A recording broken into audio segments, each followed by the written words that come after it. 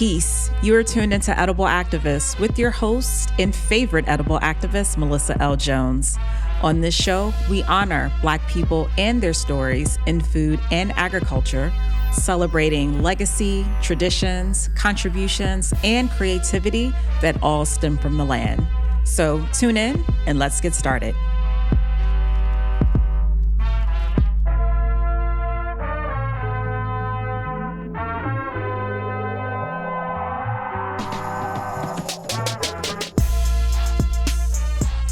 Peace. This is your host and favorite edible activist, Melissa L. Jones. Today, I am joined by Najwa, the founder of SiStained8, a DC-based movement making composting fun, accessible, and community-driven.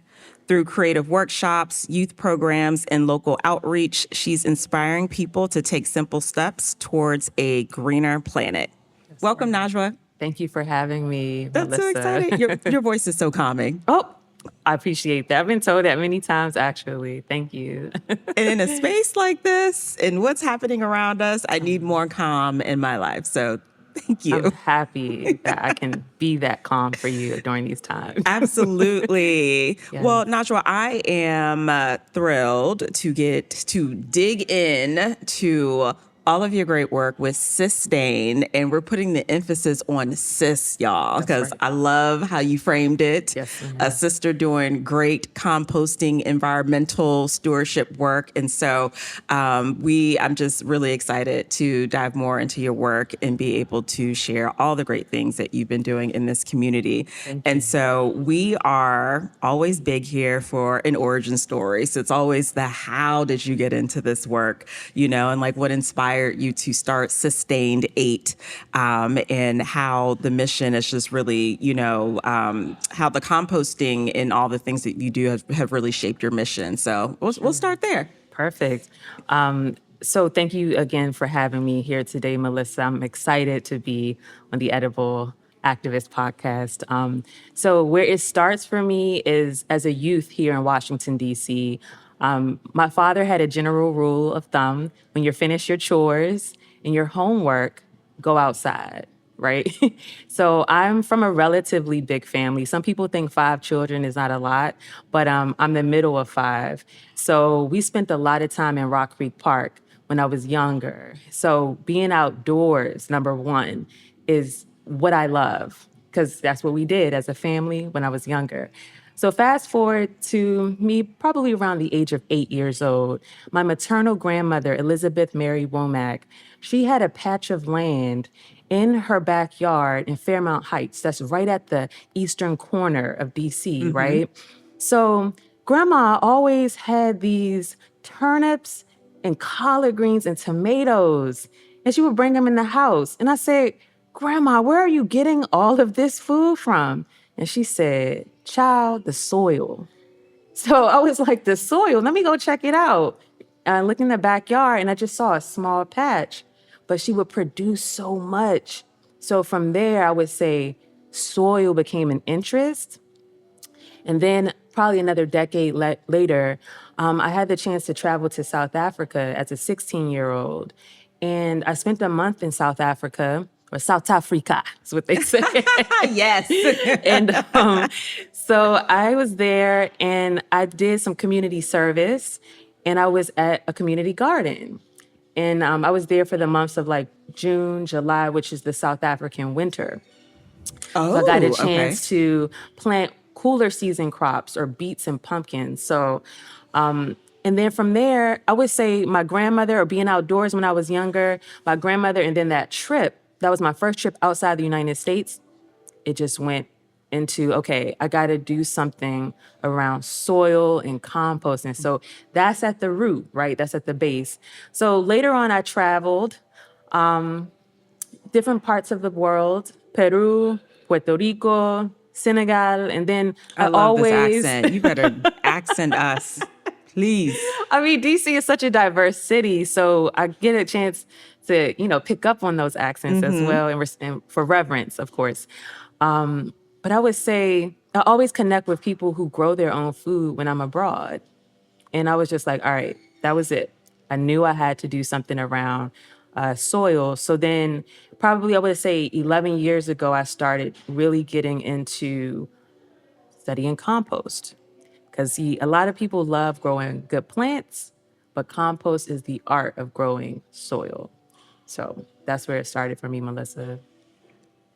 Compost is the art of growing soil. It is. Oh my gosh. It I've never heard is. it framed that way. It is. Oh my Yes, God. Oh. ma'am. So, anyone listening to this show, right? And they're like, what the heck is compost? How would you break it down to an everyday person who's like, listen, it sounds interesting. I garden, Because realistically, there may be some folks who don't know too much about compost. Like, how would you describe it to them? Absolutely. So the first step in the definition is that it is simultaneously a noun and a verb. So composting, if I say, hey, Melissa, meet me at 11 o'clock, let's compost a pound of bananas. That's the action. But the noun is the actual product that comes from the decomposition process that you were a part of, right? I think it's important for people to remember that our planet composts by itself, but it's a slow process. And the reason for me involving myself in compost, or in addition to defining it, is that you get to speed it up, right? Because we produce as humans so much waste. So how do we assist the planet? So, and again, the definition is that is a noun and a verb. So it's a thing and is an action. And also, baseline definition of the product is that compost is the result of the natural decomposition of organic material. So, Melissa, if you have some juicing that you did today, I say, hey, give me your juice pulp. And then I'll take some carbon material, something like shredded leaves, and then I'll break it down. I'll go through the process of monitoring it to make sure we get that product. So, and compost sits at the crossroads of so many solutions, and I can get it more into that later, but that is what it is baseline. It is a product and is an action that is so for the resuscitation of our planet. That's how I would define it. I mean, that was a mini course for y'all, an express course. Melissa, I am tickled. Listen. I love your responses. And If you listen, if you did not know what compost was, now you know. And I mean, it's important for to be able to just break it down in the most simplest ways as much as you can. And I appreciate you for doing that, because even when I was learning in this space, like, even though soil was actually one of the first things that I had jumped to as well, but also knowing that, like, I had a lineage of ancestors and family members, who tended to the land. Compost just still wasn't a thing that, like, I was, like, super familiar with, Okay. right? And Yes. so there's just so many aspects, to food, as we both know. And so Absolutely. I'm sure, which we'll get into, compost is sometimes just not part of folks' day to day. So And it's generally not, Yeah. especially in the urban setting. But I think that once we get into understanding that we have to position ourselves to assist the planet, but compost is just one vehicle.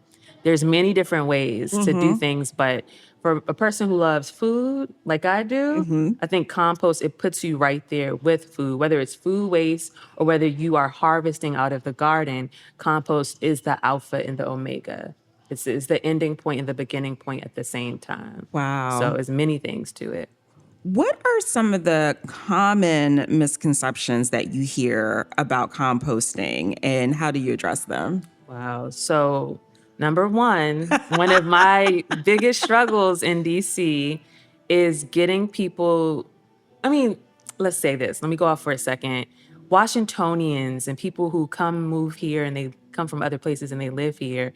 I've been told that there's some uppityness to how people manage things. So trash is always almost associated with compost. That is nasty. Oh. That it's something that is lesser. Like, don't touch that. Oh, I don't have time for that. It's just so yucky. And I understand it. I get it. But once you engage yourself in the art form, and it doesn't have to be you necessarily out there sweating and, you know, juiced up nastiness everywhere. That's why I teach people how to do it right from the beginning. But one of the common misconceptions is just that it's trash. Like one of my close folks in my circle, they asked me, so you just gonna play in trash all your life? That's what you're going to do? No, time out. That's not what I'm doing. I'm not playing in trash. I'm actually in the process of expediting the decomposition process to help the greater ecosystem. Is what Yes. I have to explain. Yes. So Oh my that's number goodness. one. Number two is that it takes too long. Like I don't I love what you're doing, but it's just too much. It's just too much. I'm just like, well, you know, it's either we have a planet to live on or we don't. Because I think the planet often communicates with us and it lets us know, like, or at least like around global warming. If you think about something that's heated, or I know if I get heated, I'm mad. So the planet is also being heated, you know, or is heating up, and it's due to, of course, human activities. But where's the valve in this? Where can we open it up? And I think compost is an alleviation point. So those are like two main misconceptions: is that it's trash and that it's too heavy, it's too much work. But it can be easily made seamless and simple, as we discussed earlier, simplicity with community involvement. As a human being, when I get heated, when I get hot, I get bothered. I like that comparison. That is so true. That is so Yeah. true. And I mean, it's easy for someone to think like, oh, trash, like, you know, you're playing in trash. Like, it's super easy to think that. And that's actually, I wasn't actually even prepared for that misconception though. So I'm glad that you said that. Okay. You know, I was not, because, you know, when I'm thinking trash, I'm thinking like, no, that's totally separate from like the organic matter and So the, yeah, it's, no, Melissa, yes, yes. It is separate. It's yeah. definitely something separate. And if I can just hip you to a few terms around what really separates composting is from trash or garbage, is that these three terms. Number one is source separated organics, or SSOs. I think the Japanese have a great culture of just implementing SSOs, or source separation, from the moment they produce what is considered, you know, no longer, or what they don't want anymore. They have a process of moving organic materials. So people do that within their households in Japan. And I think Germany is pretty good on that as well. And the second term is pre-compost, because again, compost is the actual finished or near finished product, but pre-compost is the actual food scraps and compostable materials before it's even made compost. And then the Oh. third term is compost feedstock. So those are all of the things, the ingredients, if you will, before you cook or you make the compost. So that's what Oh, it okay. is. Can you run that back like Yes. one more again? Okay. Absolutely. So the three terms to remember for what goes before it makes, or before you arrive to compost, is source separated organics, or SSOs, compost feedstock, or pre-compost. So those three terms they actually apply to what you're going to put into your compost, whether that's garden waste material, or brown paper bags, or your food scraps, or even your hair, you know, dryer lint, all of those things. Those are pre-compost materials because it's not compost yet. So once it breaks down and decomposes, and you get that dark, rich 70% chocolate-like, and it smells so nice. It smells so good. I love Once you playing in get soil. that, that's compost. Well, I be damned. The whole time I'm thinking, let me gather my scraps because I'm composting. Mother, if you're hearing this, you are Oh, hey, pre-composting. Mom. Yeah, just the gathering. Yes. Oh my So, gosh.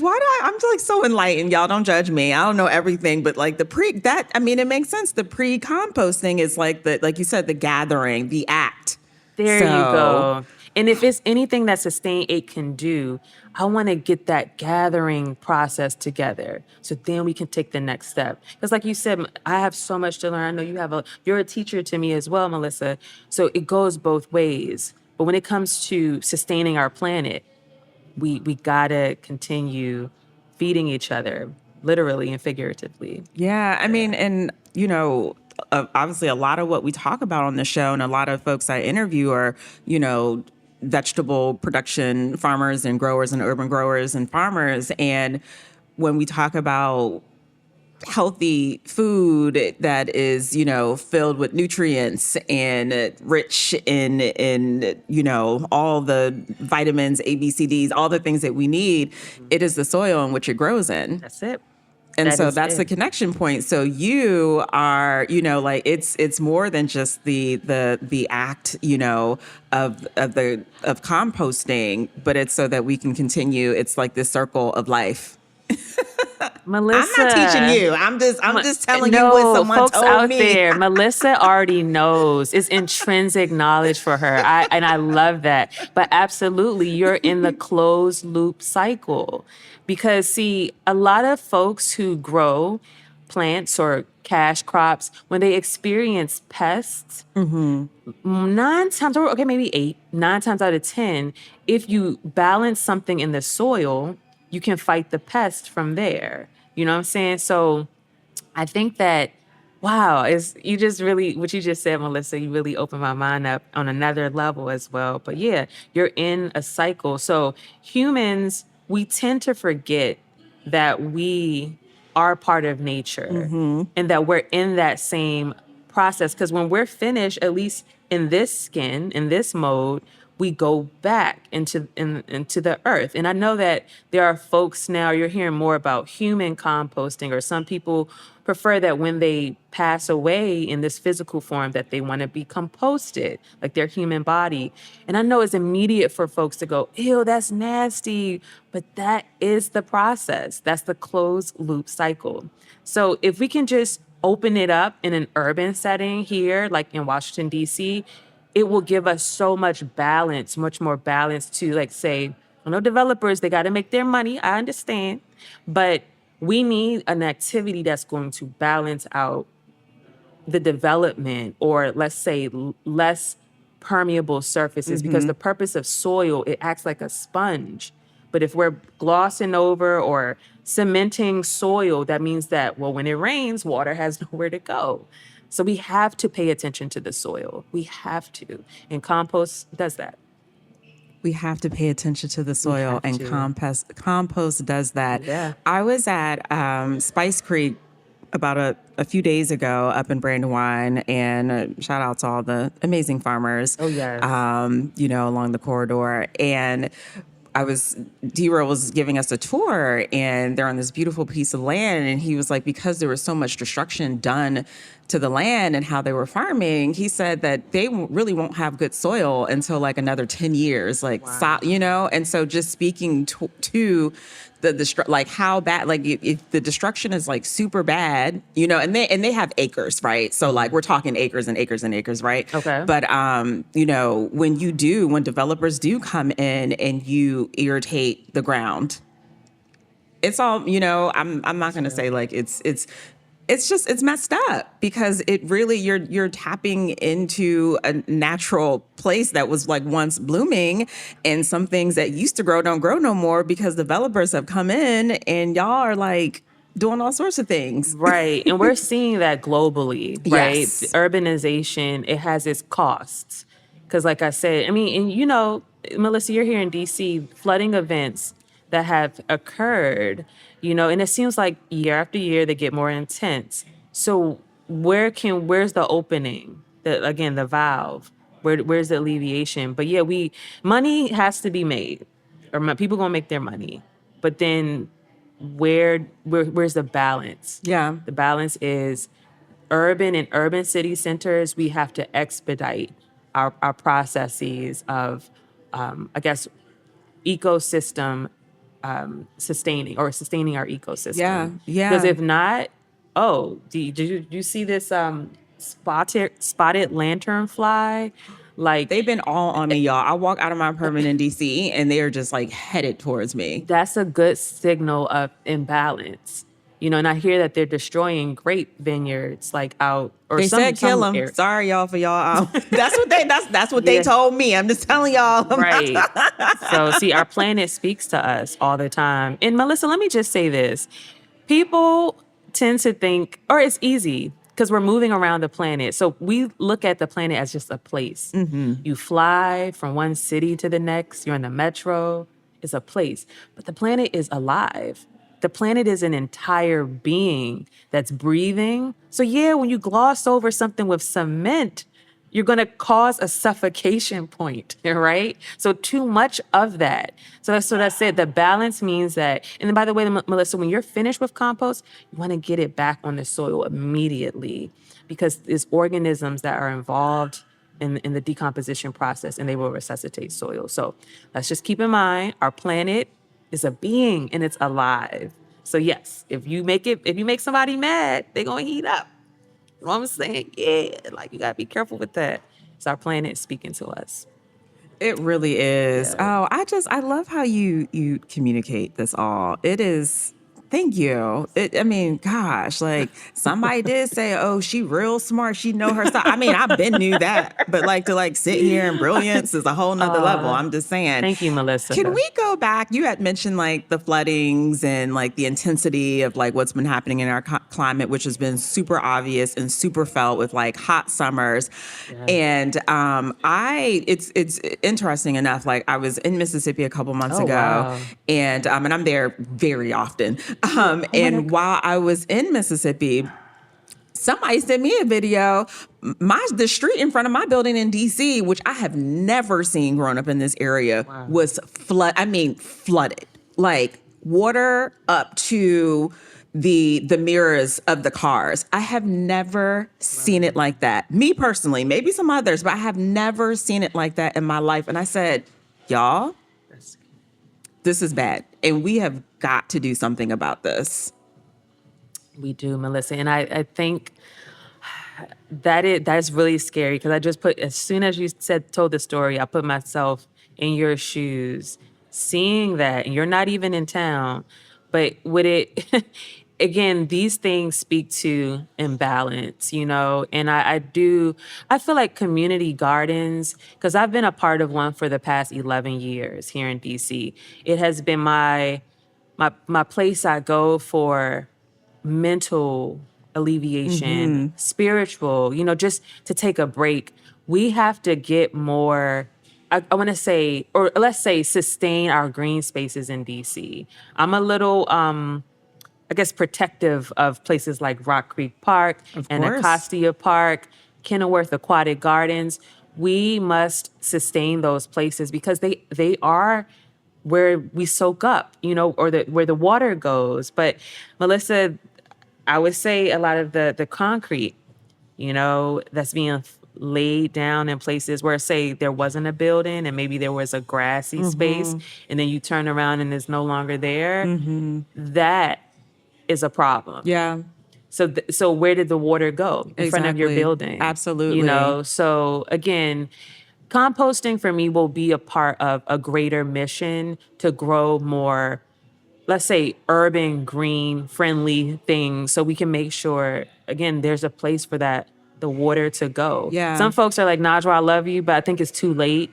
But I don't think it's too late. I don't think so either. I feel like I read in my studies, if humans get it together, we can reverse it in 3 to 4 years. Wow. If we get it together. Like now. We got to get it together now. Yeah. And let me know, like, what I pointed out what happened on Georgia Avenue is light compared to the devastation that has happened in the United States, with people literally like losing their homes and dying and little kids being swept away. Absolutely. Right. So though I was shocked to see that, because I've never seen that in my neighborhood before. Like ever since I've been living there, the devastation is across the United States. So I just want to raise that, and that we don't want that to happen, and it's listen, what happened to us like creating these biophilic like cities? Like I thought we were, are we, is that on the agenda for DC? Like, are we?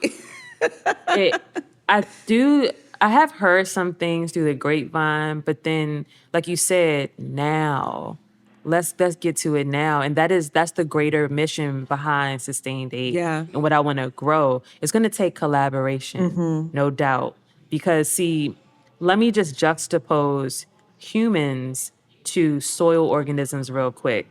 There's a lot of collaboration in the soil, right? The way organisms work. So if we can mirror that and actually get to work, then I think we'll be in a better place. Let me say that, Melissa. So now is the time to expedite. We're going to have to expedite all of the things that are on the blueprint, on the wall, on the stickies, get them into action. And I know it takes money. I know it takes money, but we can do it. So I'm excited to work with folks who understand the mission, whether they're on a government level or organizations, foundations, private sector folks. They see me. I know they see me because I've been booked by a few folks and a few organizations that I know carry a lot of weight and power. So we just got to get it going, Melissa. You're right. I mean, no, you're right. Like we got to expedite this thing, and we won't go down the rabbit hole of what's been hitting our Black communities, urban communities, data centers, and folks who are out there hyperscaling, and that's a whole nother track. And I'm on.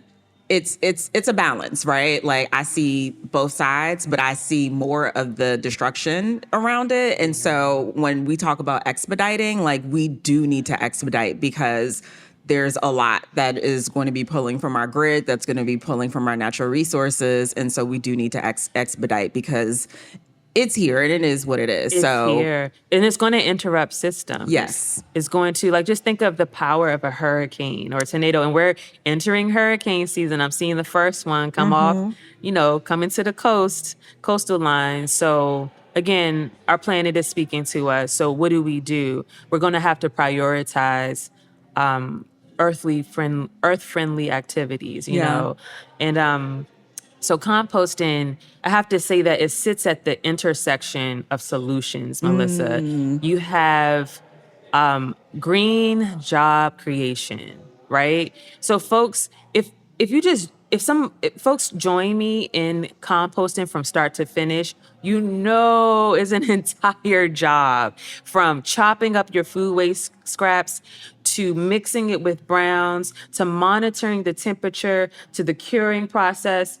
I can employ some folks with this entire process. Next, global warming alleviation. Well, one of the biggest greenhouse gases is methane. And if you're diverting your food scraps and keeping them off of landfills, then you're solving one of the biggest issues around methane release into our atmosphere. Because, see, Melissa, when you get your food scraps in your plastic bags, you throw that banana or your tomatoes or your strawberries and you tie that bag up, the garbage truck takes it off to a landfill, that bag will swell and then release and ooze out this gas into the atmosphere, when the other option could have been, this is why I'm so strong about compost, is that you could have married it with another organic material and it could decompose. But see, landfills, I like to dub them methane mountains, right? So that's another solution oriented thing about compost. So it solves the issue of methane mountains. And then the next thing is food quality. You know what I'm saying? If you take locally produced material and is the end of its life, if you will, but you bring it back and you put that compost, that finished product back on the soil, I promise you, Melissa, that tomato will be more banging the next time. Don't play with me. Yes. Believe you. The next time your collards more sweeter, so it improves the quality of food when you do local processes like composting. Because I've experienced it. I have some okra coming up right now, and I'm excited to harvest the pods, but I've been eating the leaves and chopping them down like greens and cooking them. I'm saying, Melissa, the taste, the quality is amazing. I believe you wholeheartedly. Like, trust me, I know. And I have seen some rich soil. I have stuck my fingers in rich soil, that composted soil. What would you? Well, it's soil Yeah, at that point, and but it's like funny you after it's said, gone through the yes, you process, got it. You got it. after it's gone through the You got it. process, You got it it. is a black gold. That's It's black chef's kiss. gold. Yes. That's what it is. And y'all, I had bought some spinach the other day. It wasn't from none of y'all. It was not. And y'all, I am the most hyper local buying person like ever. But I tasted that spinach and I said, this not good. This not good. This not, and I eat all my food, Najwa. Like I eat everything. Everything, okay? Me too. Everything. I can put down some Yes. food. And like this was and I was like, someone right. And so I don't know all the science behind it. I said something ain't right. And so I started thinking, was it a lot of rain? Was it the soil? Like I don't know. But something was not right about it. But just Interesting. speaking to that, I'm not gonna blame it on the soil, but okay. soil does enhance the crop. Yeah. That's where it all starts, because compost, it fortifies soil. And I think people, and let me just go ahead and express that dirt, soil, and compost are three different components. But see, once you add compost to soil, it blends and it marries over time, and then it becomes, and it keeps composting, if you will. So yes, whatever processes, or let's say nutrients, that's the thing you hit, Melissa, where your body was like, hold up, starting with your tongue, something ain't right.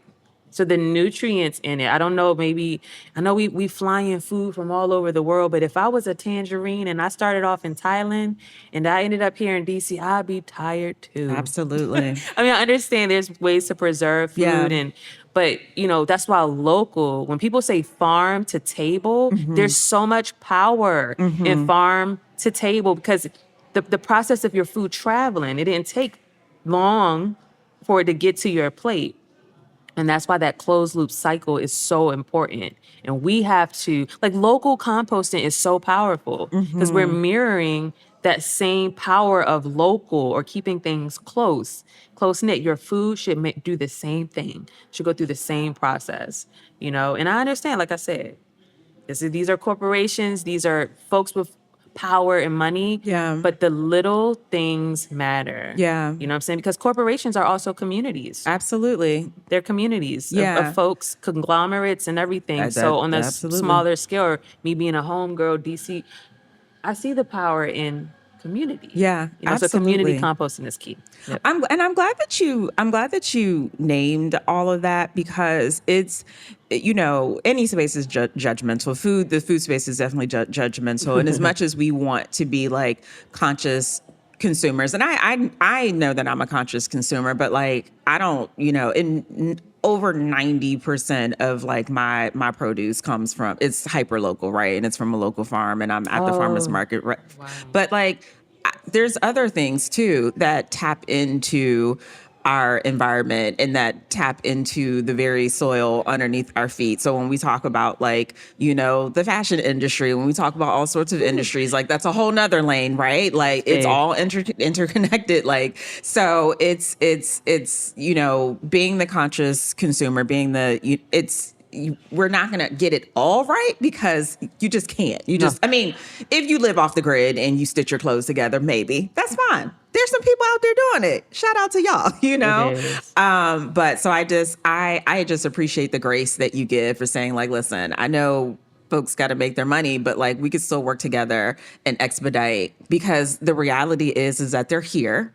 And if we can just sit down, and it is part of it is greed too. Let's just name that, it's greed. But it's like, if we can come together and expedite a solution, we could save our precious, what we want to continue to be precious. Absolutely. Mother Earth, because she's not happy right now.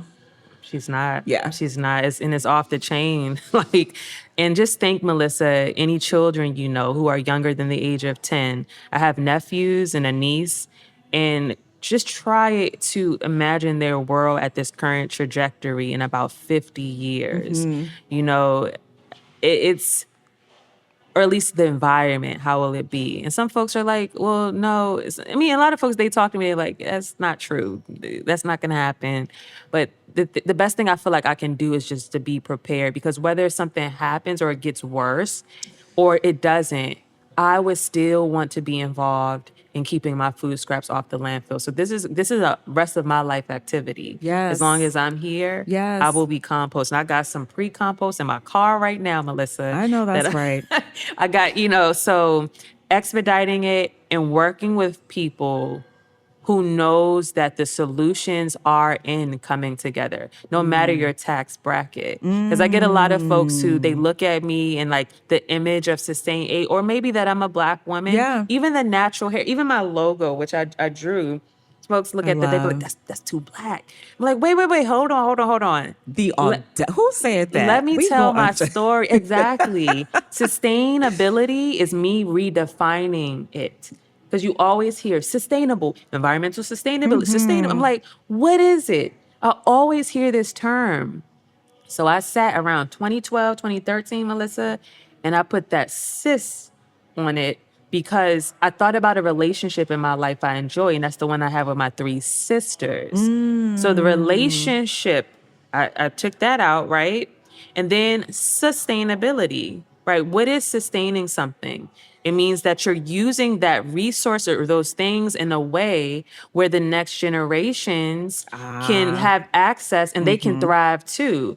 Because yes, we're all here to thrive, but at this current rate of how we use resources, we're gobbling it up, and it's some greed aspects to it. So I took sustain and sisters, smashed it together, and I got SiStained. I said, you know what? I'm gonna rock with that for the rest of my life because I love it. And then, of course, the number 8, if you put it on the horizontal axis, you get the infinity sign. And for me, infinity means that's what sustainability is about. It comes back around like the loop that we just explained, Melissa. And I think we have to begin to prioritize that type of thinking. What's next? And if I am I treating the planet in a way that the next who's next can get, the gold. Because our planet is very forgiving. It gives us so much. But if we're extractive, if we continue to take, oh, but I don't want this, and just like with the clothing industry, all of that stuff along with your food scraps is sitting on those landfills. And so where's the point where we stop? That is what I'm all about. I I'm a that person. that is beautiful. I First of all, I love the name and just the way that you broke it down and just so much thought and intention behind Yes, it. ma'am. Thank you, Oh Melissa. I my appreciate you. gosh. Oh my I goodness. appreciate you. So we're gonna wrap up soon, but like what I know you actually you're running out soon for an event. So like how, can community tap in with you and, be a part of the process and all the things you got going? Because you do a lot out here. And Yeah, so I am very busy. I must admit, I've come from, I would say, descendant from a lot of women who did a lot of work here in DC, whether that's social work or helping people. So I think it's just in my genes to just be active and moving around. But one of the ways that you can get involved is, number one, come to the food waste drop off events, right? They're on the Nanny Helen Burroughs corridor. A lot of people are familiar with Nanny Helen Burroughs, and she was an educator. So that strip is very historic in DC. So it's at exactly 5,000 Nanny Helen Burroughs, which is also known as, shout out to Washington Parks and People, the Marvin Gaye Greening Center. And what I love about that space is there's great energy, and they really open it up for community to come in. And, we are the curators. We are the people who say, this is what I would love a lot more of. And so I was allowed, and it was a prior farm manager, Tim Branch, who helped me to grow composting in that space. So number one, you can come out. We were usually out there Saturdays from 11 to 12. And you got to know that by August 31st, whoever brings the most pre-compost materials win a $50 gift. So y'all come on now. We have about 2 Saturdays left because August is just flying by so fast. The second thing you can do is book me. I've done work with the United States Arboretum, the U.S. Botanic Garden. I've done work in Baltimore, Frederick Public Charter Schools in West Baltimore. And I do home events. Just let me know what you want. So book me and I'll come out and do a 30-minute, a 45-minute, or a 1-hour presentation, whatever you need. But each presentation is catered to the audience. So it's super creative, super fun. And then you can go on the website, www.sustained8.com, make a purchase. We got some new swag coming out very soon. Look out for the Rock Creek Park t-shirts and sweaters. Y'all, Oh, I I'm love Rock excited Creek about Park. that. So yes, and That's my walking path, Rock Creek Park. Rock Creek Park is amazing. Yes. It's like a lot of acres of land. And again, that's where I spent a lot of my childhood being outdoors. And then, donations. So there's many ways to support, but I love it when to see people. I mean, we're on our phones, we're on IG, TikTok. Those are great tools and resources, but there's nothing like the practical part of, actually participating in compost. And that's one of the greatest ways to support. Okay, y'all, Najwa gave you a laundry list, so tap in. And Najwa, Yes, you are an advocate of compost with the U.S. Composting Council. that's right. That's right. Go ahead, Yes. girl. So the United States Composting Council, I got hip to them about, I want to say 9 to 10 years ago. And I joined as a member. And what I do is participate in our youth, I think it's called the youth it's YPG, and I forget the acronym, is escaping me right now. But we have quarterly meetings, and I'm collaborating with people globally, like people in Mexico, India, South Africa, Australia, and we basically bounce ideas off of each other. And some things I take, like little golden nuggets, and apply here in DC, whether that's how I'm going to structure lectures or the material that I'm using. And the United States Composting Council has a really good resource for tools of teaching compost, because eventually a curriculum, and I think I hear through the grapevine, environmental educators building out compost curriculum. So I Wow. get to, bounce ideas off of folks who are also in USCC.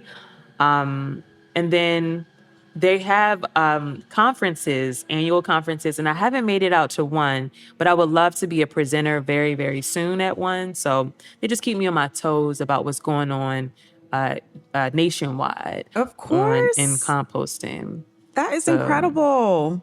thank you, Well, you're gonna Melissa. get to a conference. You're gonna get to Yes, a I would love conference. to go to a conference Yes. and also bring that back to DC, and just keep spreading the mission, the love for getting in touch with our planet through composting, the act of composting.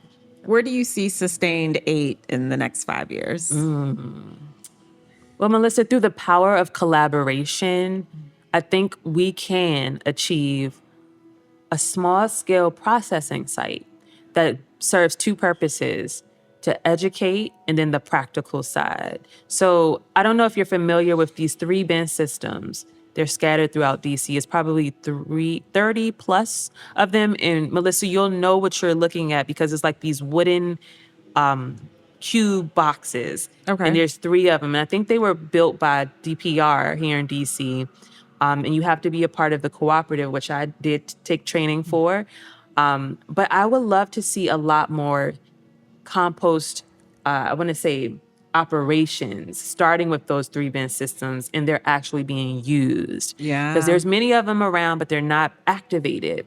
So I've been able to activate about 2 here in DC, and then you have those tumblers, the black tumblers that you can keep off the ground, and it does a really good job at keeping vermin out, like raccoons or mice, rats, whatever. You will never have an issue with those things with these tumblers. So a site that is collaborative in both funding and in who participates, where people can go to process food scraps and turn it into compost free. People can take the finished compost product, and it's just like a site, where Sustain 8 has agency to continue doing what we do. Well, you just drew up that vision, which you already had, obviously. And so, it's going to happen. That's what we're going to say. I have to make it happen. Yeah. You want to see me? I'm out here, You Melissa. out here. You making it happen. Yeah. I am out here. So that's awesome. Yeah. Where can folks find you? So I am active, of course, on Instagram. My handle is SiStained8. That's SiStained, the number 8, no spaces. And also through the website, again, www.SiStained8.com. And you can email info@SiStained8.com. So, of course, physically, I'm at the food waste drop-off almost every Saturday. So that's where you can find me. That's awesome. Yes. And thank you so much for coming in. You're welcome. She's heading there in a few moments. So just to spend some time with me on this Saturday, it's just awesome. Thank you, Najwa, Melissa. I have just been fed by all of your knowledge and your wisdom and your calming voice, and you have enlightened me. And I have way more awareness now around the art of composting, and I appreciate that. And I know that the audience is fed as well. And I'm excited just to see more of your work. And hopefully I can see you in action on one of these good days. So. Yes, Melissa, thank you so very much for having me. And I want to leave you with this, our folks out there. Composting also is great physical exercise. So come on out, you know what I'm saying? Because I don't really have time to work out. I don't go to a gym, nothing like that. But compost holds me accountable to eat healthy because you have to put food scraps in. We're not composting no pizza Right. or no Hot Pockets. I mean, no disrespect, But yeah, so you got to eat well, and then you get physical, especially with traditional composting. So y'all come on out and support. And Melissa, you are a gem. I am honored to be on the Edible Activist podcast. Thank you for having me. Oh, my heart has little jitters. I feel so good. My day is off to a good start. Thank you. Thank y'all so much for tuning in, and peace. Yes. Thank you for listening to Edible Activists. You can find today's episode on Spotify, iTunes, and Simplecast, and follow along on all social media platforms at Edible Activists for updates. Want to support this platform? You can do so by purchasing our commerce or connecting with me about media partnerships at www.edibleactivist.com. In the words of Baba Tariq Adunu, there is no culture without agriculture. Peace.